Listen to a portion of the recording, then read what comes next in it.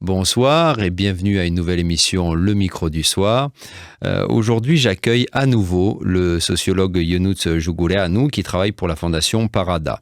La Fondation Parada s'occupe depuis de nombreuses années des enfants des rues, des jeunes et familles sans abri à Bucarest. Nous avions discuté avec Younous Jougoulanou une première fois en octobre 2021. Il était donc temps de l'inviter à nouveau et comme avec d'autres personnalités que nous avons accueillies ici, il me semble important de revenir sur des sujets traités ou alors sur des thématiques avec un nouvel angle, ce que parfois les journalistes nous oublions de faire. Younous Jougoulanou, bonsoir. Bonsoir. Donc merci d'être cette fois-ci dans les nouveaux locaux de RFI Roumanie. Je crois que nous avions eu un premier entretien à distance. À distance, voilà. Effectivement. C'était la période...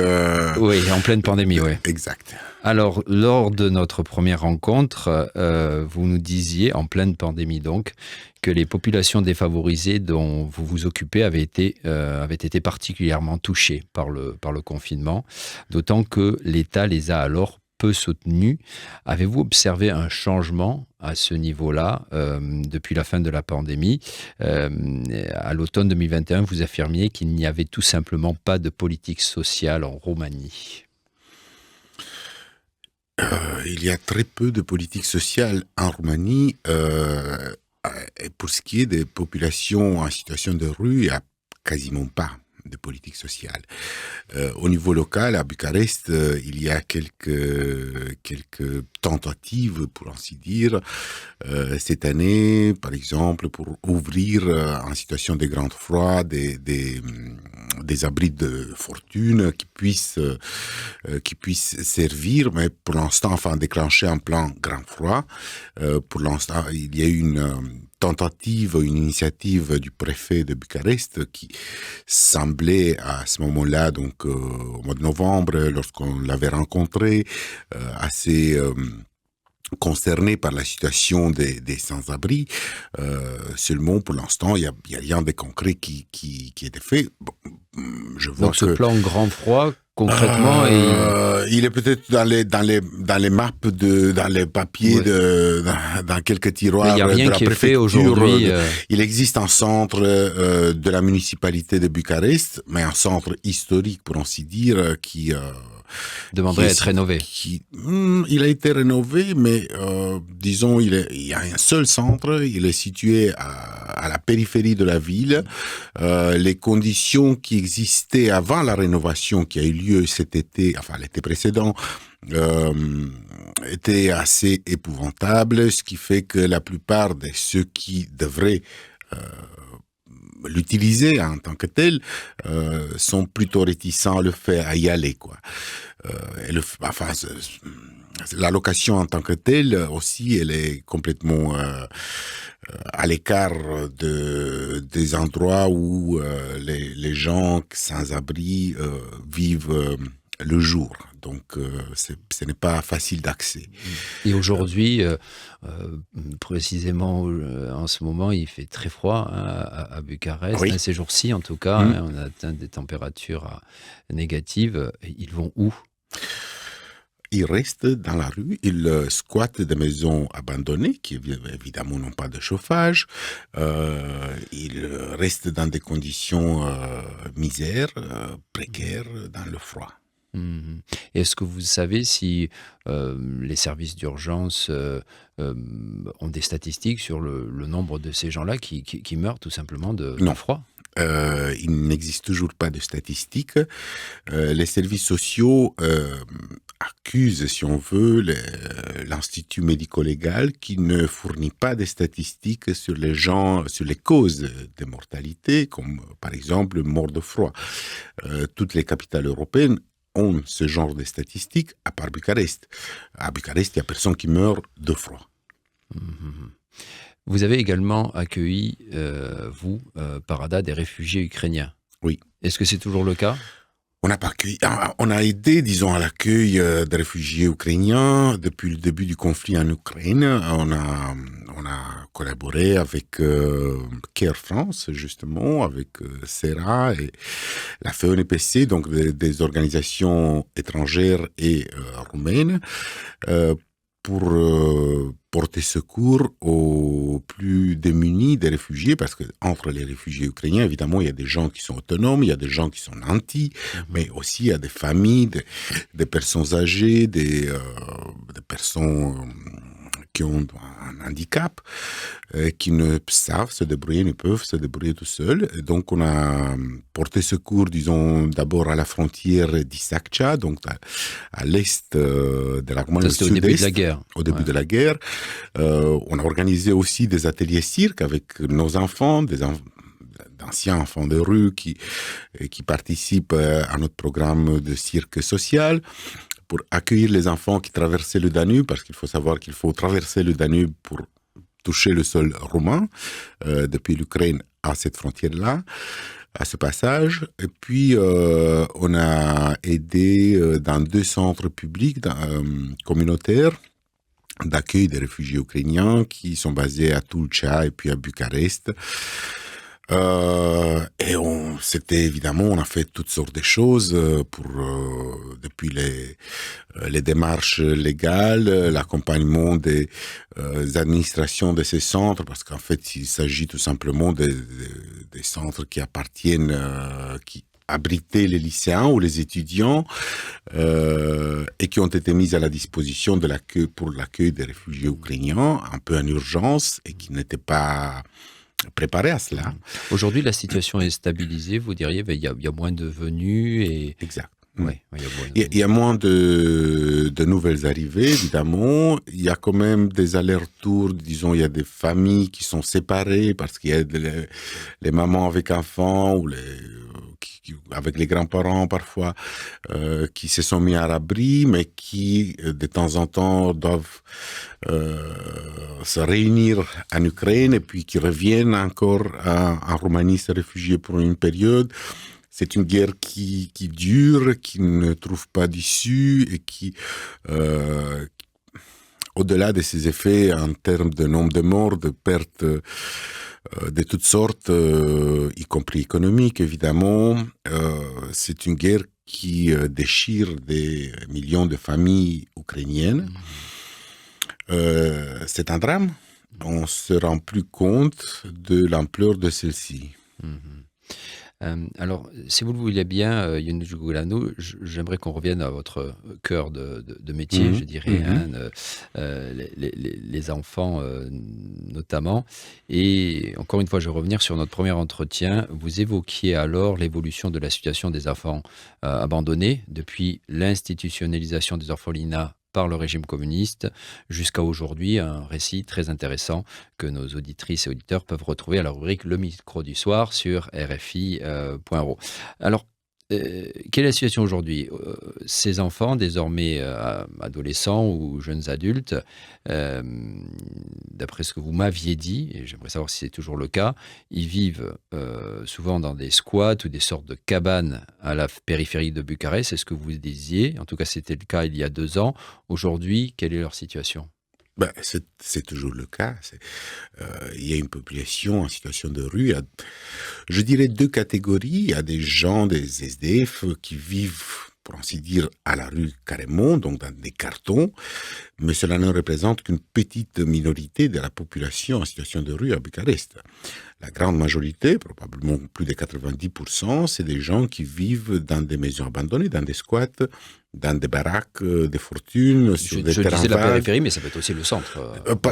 Tout à fait. Il y a beaucoup de maisons qui ont été investies. Quels quartiers, vous diriez, sont particulièrement... C'est les quartiers où il y a des maisons, parce que plutôt que des appartements. Il y a beaucoup de maisons qui ont un statut juridique incertain ou qui ont été rachetées par des promoteurs immobiliers afin de les détruire pour bâtir des immeubles à 100 étages. Et donc, ces maisons, en attendant, laissés pour compte et des gens qui se trouvent à la rue, des familles, souvent avec des enfants, les investissent, et heureusement, pour y vivre. Mais évidemment, ils vivent dans des conditions... Il n'y a pas d'arrivée d'eau, il n'y a pas de chauffage. Il n'y a pas de chauffage. Ils arrivent souvent à se connecter au réseau public d'électricité, ce qui leur procure évidemment un certain confort. L'eau également Illégalement. L'eau, ils ont accès... Non, il n'y a pas d'accès. L'électricité, oui, mais c'est tout. L'eau, ils vont la rapporter dans des bouteilles en plastique, dans des bidons d'une église ou d'une... Ils font des feux à l'intérieur de la maison, en fait, surtout, pour se chauffer. Il y a qui utilisent des poêles à bois, des godans. Il y a aussi un chauffage de fortune basé sur l'électricité. D'accord. Pour autant qu'ils ont accès à l'électricité, fût-ce illégalement, oui. Alors, concernant cette question du logement, vous me disiez en préparant cette émission que vous aviez rédigé avec l'organisation Active Watch une étude rendue publique donc en novembre dernier sur le logement social. Alors, qu'est-ce qu'elle dit cette étude? Cette étude dit qu'il n'y a pas de... il y a beaucoup de stratégies qui restent sur papier, mais il n'y a pas de politique de logement social à Bucarest et en Roumanie en général. Il n'y a pas d'investissement qui soit fait dans le logement social. La loi n'est pas respectée, même la loi, parce il était prévu que le logement social soit financé par... prend 10% du revenu des comment ça s'appelle on avait nationalisé par exemple les banques, les communistes l'avaient fait, et ensuite on a privatisé. Donc les privatisations publiques, le fruit de cette privatisation aurait dû servir à la construction du logement social. Seulement il y a au niveau national. Au niveau national. Mais pas un rond a été prélevé sur les revenus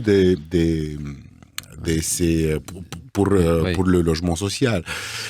Donc, même la loi qui existait, qui existe toujours, qui est en vigueur, n'est pas appliquée parce que tout le monde s'en fout qu'il y ait un logement social. Au niveau local, les mairies, les maires vont dire « Ah, on n'a pas d'argent. » Parce que cet argent, en fait, il doit partir de Bucarest, du gouvernement, vers les mairies. C'est ça? Ça se délocalise? C'est comme ça que ça fonctionne? En principe, ça aurait dû, mais pour autant qu'il y a pas un rond qui a été prélevé par le gouvernement à ces fins, évidemment... Parce qu'une mairie, la mairie de Bucarest ne peut pas, elle seule, mettre en place elle n'a pas le budget. Elle devrait l'avoir. Elle devrait l'avoir. Vous savez, Bucarest est quand même une région, la région de Bucarest, elle est située au-dessus de la moyenne européenne des régions européennes. Donc, elle n'est pas si pauvre que ça. Et puis, il y a... Écoutez, une législation en France, par exemple, qui prévoit que les pouvoirs locaux, les mairies, les régions doivent avoir 20% de leur bâti en logement social et qui oblige les promoteurs immobiliers à s'assurer que 20% de ce qu'ils bâtissent soit dédié au logement social. Mais les situations sont effectivement distinctes entre, par exemple, la France et la Roumanie. Est-ce que vous pensez que le fait que la Roumanie soit, je crois, et vous me direz si je me trompe, le pays au sein de l'Union européenne où il y a le plus de propriétaires, je crois de ne pas me tromper, en tout cas on est vraiment, la Roumanie est l'un des pays où il y a le plus de propriétaires, ça s'explique par l'histoire effectivement communiste de la Roumanie. À l'époque les appartements étaient presque donnés, d'après ce que je comprends, en tout cas à certaines familles, pas complètement, mais leur prix était tout à fait abordable, et c'est vrai que c'est pour ça qu'il y a une très belle proportion, on va dire, de propriété. Alors, est-ce que ça, et aussi en termes de façon d'aborder le logement social, ça a une influence? C'est-à-dire que vu que nous sommes dans un pays où presque tout le monde a eu un logement relativement facilement, eh bien, la politique sociale du logement a du mal ne serait-ce qu'à démarrer. C'est une hypothèse, en effet. Ça pourrait être une hypothèse. En fait, ça ne justifie rien, de toute façon. Ça ne justifie pas. Ouais. Oui, disons effectivement, à l'époque communiste, il y avait très peu de propriétaires. Il y en avait, mais on ne pouvait pas avoir plus d'un logement en propriété. Il y avait une loi passée en 84 qui prévoyait que le propriétaire, enfin les familles ne peuvent détenir qu'un seul logement en propriété. Et la majorité de la population roumaine étaient des locataires sur des logements, soit confisqués par le régime à ses débuts, donc dans les années 40-50, à leurs propriétaires de droit, soit dans des logements qui ont été construits, dans les quartiers qui ont été construits, les quartiers ouvriers, qui ont été construits à l'époque communiste. Après 90, effectivement, il y a une loi qui est passée qui prévoyait la possibilité d'acheter la maison qu'on louait, la maison, l'appartement, voilà, ce que la grande majorité des gens l'ont fait. C'était pas cher, effectivement, parce que le prix était indexé sur ce qu'il était, par exemple, en 89. Et puis, il y a eu une forte inflation. En fait, l'argent qu'on payait pour acheter le bien n'avait pas été indexé. Le prix du bien n'avait pas été indexé, donc on le payait en 98 avec le prix qui était de 89. Forcément, il y avait une inflation de 2 euros. Et donc, effectivement, les gens ont acheté pour rien ces biens qu'ils avaient loués auparavant. Voilà. Maintenant, ça ne justifie pas l'inexistence d'une politique sociale, la démission de l'État en matière de logement. Il y a très peu de propriétés publiques à Bucarest et en Roumanie en général. Tout a été privatisé et tout est aux mains du privé. Ce qui Surtout laisse qu'on parle de la loi du marché qui régit sans aucun frein et qui ne protège absolument pas les plus défavorisés est une catastrophe. Ouais. Surtout qu'en fait, précisément, quand même, pour revenir sur le fait qu'il y a quand même beaucoup de Roumains propriétaires et le logement n'a jamais été trop un problème de façon générale en Roumanie. Ces logements sociaux, on parle d'un plan qui ne serait pas très important. Enfin, on n'a pas besoin d'énormément de logements sociaux en Roumanie. Encore une fois, par rapport à d'autres pays, il s'agirait de loger quelques familles. Enfin, je ne sais pas. Il est possible. Maintenant, il faut savoir qu'il y a quand même une catégorie importante, une proportion importante de la population roumaine qui vit en dessus du seuil de pauvreté. C'est-à-dire 41% des enfants roumains vivent en risque de pauvreté, en dessous du seuil ou en risque, dans l'intervalle de risque de pauvreté, ce qui prouve il y a beaucoup de familles qui vivent à la campagne, qui n'ont pas accès à des logements sociaux à la campagne aussi. C'est pas simplement les villes. Évidemment. Ouais. Surtout même, quelque part. Dans les petites villes moyennes où il n'y a pas d'activité économique il y a des nouvelles générations qui sont nées entre-temps aussi, qui n'ont pas eu accès qui n'ont pas eu ce accès facile au logement qui a existé en 90. Donc, il y a des populations marginalisées qui n'ont jamais eu accès à un logement. Il y a des Roms qui ont toujours vécu à la marge de la société. Il y a des populations marginalisées qui sont en nombre et qui sont invisibles. Mais en matière de logement, on ne fait rien pour améliorer la situation. Vous, chez Parada, c'est vraiment l'un de vos principaux chevaux de bataille. On travaille avec les personnes sans abri.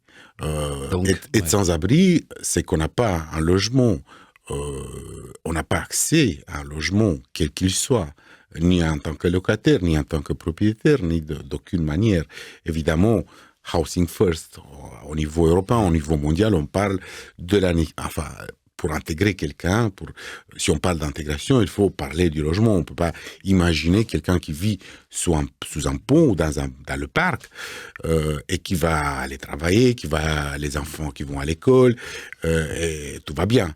Ce n'est pas imaginable. Évidemment que le manque de logement, l'absence de logement constitue un frein terrible à l'intégration des dizaines de milliers de gens.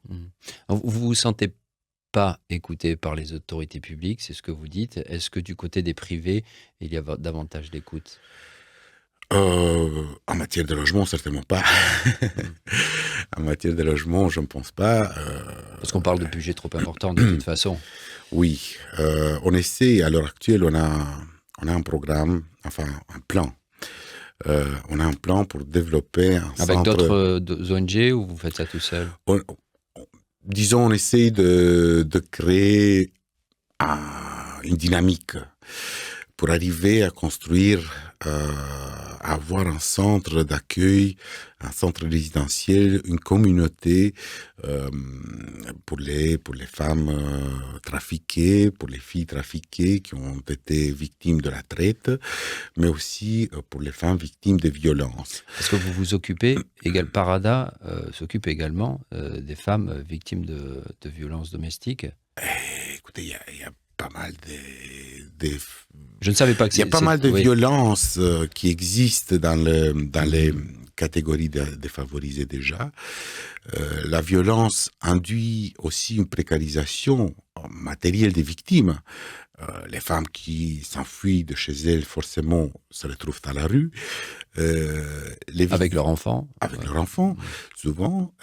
Les victimes de la traite, la Roumanie est en première place en termes de nombre de victimes de la traite de l'Union européenne, dans l'Union européenne. Et donc, 40% des victimes roumaines de la traite sont d'anciens enfants ou des enfants qui ont institutionnalisé, donc qui sont passés par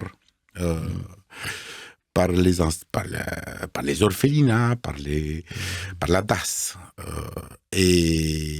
Et ça, c'est notre cœur de métier, parce que les enfants des Russes, c'est souvent des enfants ou d'anciens enfants qui institutionnalisés, qui, à cause des conditions de vie qui avaient cours sont victimes exactement, et se retrouvent à la rue. Donc, ça représente la population une partie de la population avec laquelle on travaille de manière historiquement. Ouais. Et est-ce que avec les autorités judiciaires, je pense notamment à la police, comment ça se passe? Je suppose que vous êtes souvent en contact direct avec eux?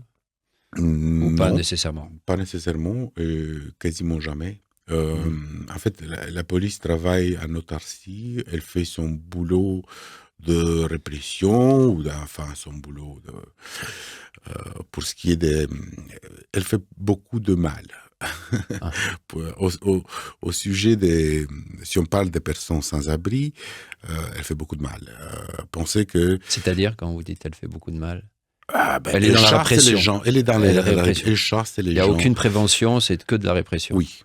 Et il n'y a pas de collaboration avec des services sociaux, même publics, de la part de la police. Par exemple, s'il y a une évacuation qui est décidée par la police, ils ne vont pas annoncer les services publics, les services sociaux publics. Ils vont dans une maison, dans un squat qu'ils décident d'évacuer, on retrouve la gendarmerie et c'est tout. On ne retrouve pas un assistant social parce que les services sociaux ne sont pas annoncés par la police. La police met des amendes aux gens pour vagabondage, parce qu'ils essayent de vendre quelque chose à la rue, je sais pas, des chaussettes, ou parce qu'ils retrouvent avec une bouteille dans la poche ou à la main de bière, et ils vont lui coller une amende. C'était le cas aussi pendant la pandémie. Les SDF. Mais ça, est-ce que vous avez l'occasion de le dire? Est-ce qu'on vous reçoit dans les... Oui, mais c'est la mission. Au ministère de l'Intérieur, est-ce que... C'est la mission de la police, on nous dit... Non, mais vous Yunus Juguleanu de Parada, est-ce que, si vous voulez avoir un entretien avec un haut responsable du ministère de l'Intérieur, est-ce que vous l'avez? Et est-ce qu'on vous écoute? On a rencontré des secrétaires d'État, on a rencontré des officiers, on a soulevé ces problèmes. Maintenant, il y a différentes polices, comme partout. Il y a la police locale qui obéit au maire, qui est un peu le bras armé du maire. Et puis, à Bucarest, il faut savoir qu'il y a 6 arrondissements, chaque arrondissement avec sa couleur politique, avec sa politique personnelle, et ainsi de suite. Et puis, il y a la police nationale, il y a la gendarmerie, donc il y a différents niveaux, voilà, et tous sont souvent sur la répression. Les évacuations se font souvent de manière illégale, enfin par voie de force, sans respecter la lettre de la loi, qui prévoit quand même une certaine protection qui est accordée aux gens qui squattent. Puis, il y a des abus qui se passent dans la rue, il y a des abus qui se passent dans les sections de police, dans les services de police, quoi. Être fragile, être précaire, être pauvre, c'est ne pas connaître ses droits, ne pas savoir écrire, ne pas être capable, avoir toujours été chassé, pourchassé, avoir par exemple un casier, avoir été condamné, et puis c'est pas une position qu'on peut, à partir de laquelle on puisse défendre ses droits. Younous Jougouléanou, je me rappelle que nous parlions, encore une fois il y a 2 ans, de cette relation entre le milieu associatif et l'État, qui est une relation, ce sont des relations complexes, hein, vous venez de le dire, quand il n'y a pas de lien, pas de lien qui se fasse pour précisément résoudre des problèmes de fond. Et puis d'un autre côté, il y a ce dont nous parlions, cette déresponsabilisation de l'État qui se dit, il y a des ONG qui font le travail, c'est pas la peine qu'on dépense de l'argent pour ce genre de questions sociales. Mais de notre côté, et juste avant qu'on commence cet entretien, vous me disiez que il y a une crainte également que les facilités fiscales accordées par les ONG, vous me direz si je me trompe, mais... Pour les ONG.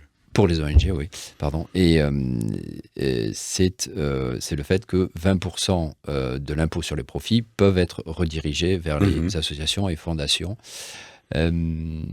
Alors, ça tient.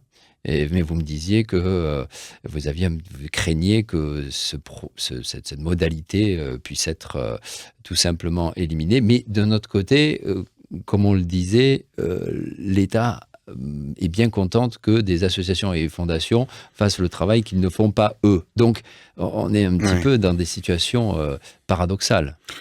Pas tellement. Vous savez, en France, dans les pays européens développés, pour ainsi dire, les associations, en grande partie, sont financées par le budget local, régional, et ainsi de suite, ou national. Maintenant, ça se passe quasiment pas en Roumanie. Et puis l'État a laissé au privé le soin de s'en occuper en prévoyant tout de même des facilités fiscales. Comme vous disiez, les sociétés économiques, enfin les acteurs économiques privés peuvent, par l'intermédiaire de leur politique de responsabilité sociale, diriger jusqu'à 20% de l'impôt sur le profit vers des causes de bienfaisance, pour ainsi dire, vers les associations. Et c'est combien du chiffre d'affaires? C'est beaucoup moins. Hein. C'est beaucoup. Si je ne m'abuse, jusqu'à 5 pour 1000 du chiffre d'affaires. Donc il y a ces deux conditions qui doivent... Enfin, c'est ces deux conditions qui se rejoignent, donc 5% du chiffre d'affaires, 5 pour 1000 du chiffre d'affaires et moins de 20% jusqu'au 20%, de l'impôt. sur le profit. Donc, voilà. Donc, mais cela laisse une certaine marge aux sociétés, aux boîtes de pouvoir effectivement mener des politiques Parce que de c'est quand même une modalité sociale. assez unique au sein de l'Union européenne. Ce pourcentage de 20%, il est quand même assez important. Je connais pas toutes les législations européennes. Je sais qu'en France, il y a une déduction fiscale qui n'est pas des 100%, mais qui va jusqu'à 67%. Donc l'État, on peut Déduire, faire des dons aux associations et sur ces dons-là, il n'y a que 33% du don qu'on paye de sa poche et 67% qui est déduit des impôts qu'on doit à l'État. Donc il y a partout des mécanismes. Effectivement, c'est un mécanisme qui a une certaine valeur ici, en Roumanie, pour les associations, pour le monde associatif. Mais vous me disiez qu'il allait peut-être pas tenir. Je ne pense pas qu'il allait tenir. Je suis plutôt sceptique à long terme sur ce mécanisme, parce que l'État va essayer évidemment de récupérer autant d'argent que possible. Et je crois que ça va à court terme passer à la trappe. Ce mécanisme, ces déductions fiscales qui sont accordées aux entreprises. Il va y avoir une baisse de pourcentage, mais l'éliminer complètement? Je n'en sais rien, je ne suis pas dans les... Mais espérons. Maintenant, il faut voir, parce que les sociétés qui font leur politique de RSE, parfois qui font du marketing sur base de cette politique de RSE, se sont habitués à mener ces politiques sans trop dépenser, enfin sans rien dépenser, de leur poche, au moment où elles devront payer aussi de leur poche. Il faudrait voir si toute leur politique de responsabilité sociale, il faut se demander si leur politique de responsabilité sociale ne vont pas passer elles aussi à la trappe entièrement. Est-ce que vous diriez quand même, et c'est ce que vous m'aviez dit encore une fois il y a 2 ans, que quand on regarde l'évolution de la société roumaine et de ces aides d'une façon ou d'une autre qui viennent du privé, des associations ou des autorités publiques, il y a eu une vraie progression depuis le début des années 90 jusqu'à aujourd'hui, et ce n'est pas une très grande période historique. Donc, il y a toujours des problèmes endémiques très importants, notamment pour un pays qui fait partie de l'Union européenne. Mais vous êtes d'accord pour dire que quand même des progrès substantiels ont été réalisés dans pas mal de domaines sociaux? Des progrès substantiels ont été sans doute réalisés grâce surtout aux pressions européennes, aux pressions des États développés, aux pressions de la Commission européenne de Bruxelles, aussi bien dans la période de préadhésion de la Roumanie à l'Union européenne, notamment en ce qui concerne la législation concernant les droits de l'enfant, la protection de l'enfant.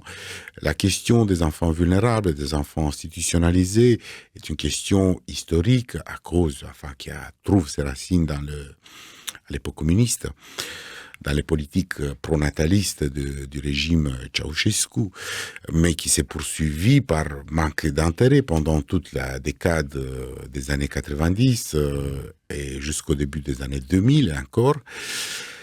Donc, on part de très loin. La direction, elle est bonne. Cela se fait souvent parce que les autres nous ont poussés à le faire. Ça ne se peut fait par un besoin, le besoin est là, mais le besoin des couches défavorisées n'est pas une priorité politique en Roumanie. Il faut savoir que la Roumanie est quand même un pays ultralibéral, néolibéral. Depuis le début des années 2000, il n'y a que la droite néolibérale, sous quelque forme qu'elle s'appelle PCD ou PNL, c'est pareil. Et puis maintenant, l'extrême droite, sous diverses formes. Mais les politiques sociales, elle existe de nom. Il faut savoir que l'aide sociale en Roumanie, le revenu minimum, si on ne travaille pas, c'est de 150 lei. C'est, je sais pas, 15 euros.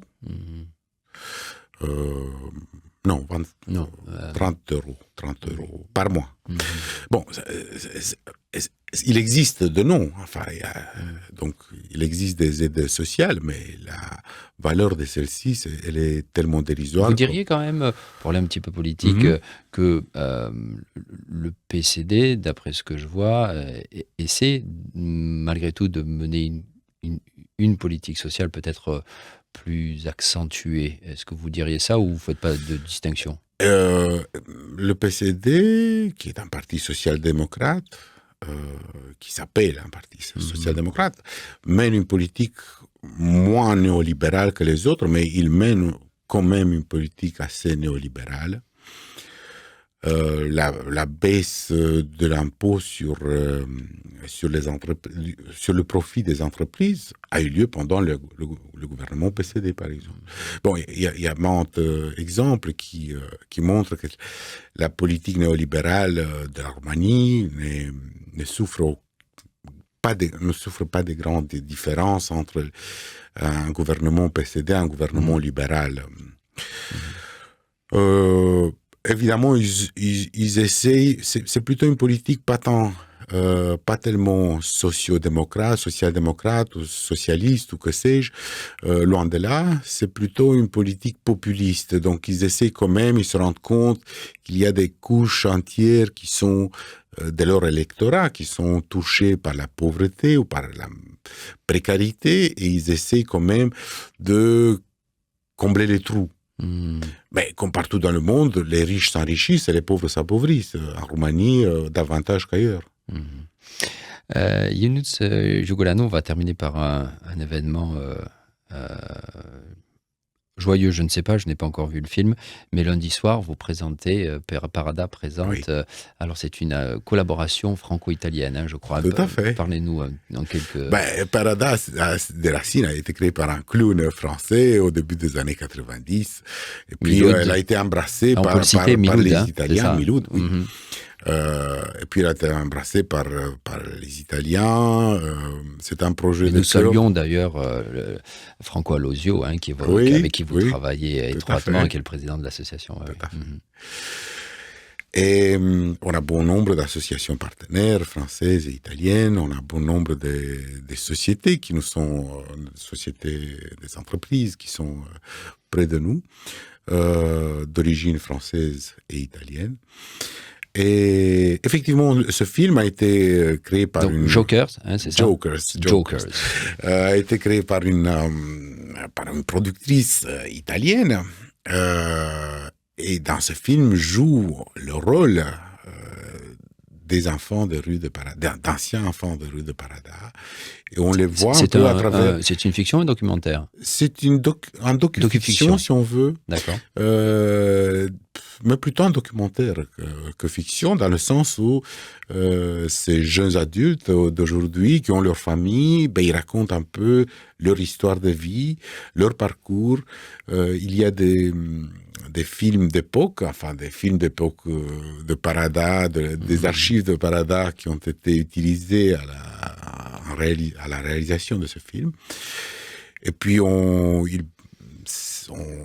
ils retracent leur parcours de vie, ils reviennent sur les endroits où ils ont habité, dans le canal, dans les sous-sols, dans les baraques, les squats, les quartiers pauvres et désolants, où ils ont passé leur enfance. Enfin, c'est un film assez touchant. Maintenant, c'est une avant-première, et on remercie à l'Institut français de Bucarest qui a accepté de nous d'accueillir cet événement.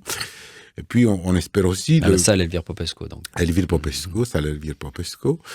Et on espère justement... Il pourra être vu après en Roumanie, ce film? Je l'espère. Pour l'instant, il n'a pas été...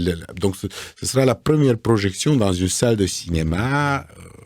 Excusez-moi, je vous ai poussé à l'annoncer. J'espère que c'était pas, il fallait pas. C'est sur base d'invitation. C'est sur base d'invitation. Mais c'est bien de le dire que ça se passe quand même. Mais j'espère qu'on puisse toucher un grand nombre. J'espère qu'il va rouler dans les cinémas roumains, en Roumanie, et j'espère que ça puisse attirer un peu l'attention sur la vie de ces gens qui vivent avec nous à Bucarest, qui sont... C'est un monde inconnu par beaucoup de Bucarestois qui vivent cloîtrés dans leur monde. C'est des mondes qui ne se côtoient pas. Et c'est bien pour ça que j'avais envie de vous inviter, Ionuț Joguleanu. C'est pour se rappeler qu'il faut faire société et que ces gens-là, il ne faut pas les oublier, qu'on ne les voit pas nécessairement, mais dont il faut parler. Et c'est ce que Parada et c'est ce que vous faites.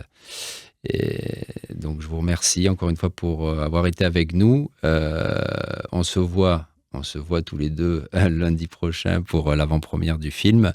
Chères auditrices, chers auditeurs, merci d'avoir été avec nous une nouvelle fois. Cet entretien, vous pourrez le retrouver sur la page Facebook de RFI et également sur le site rfi.ro un petit peu plus tard. Je vous souhaite un bon week-end. Week-end placout. Au revoir.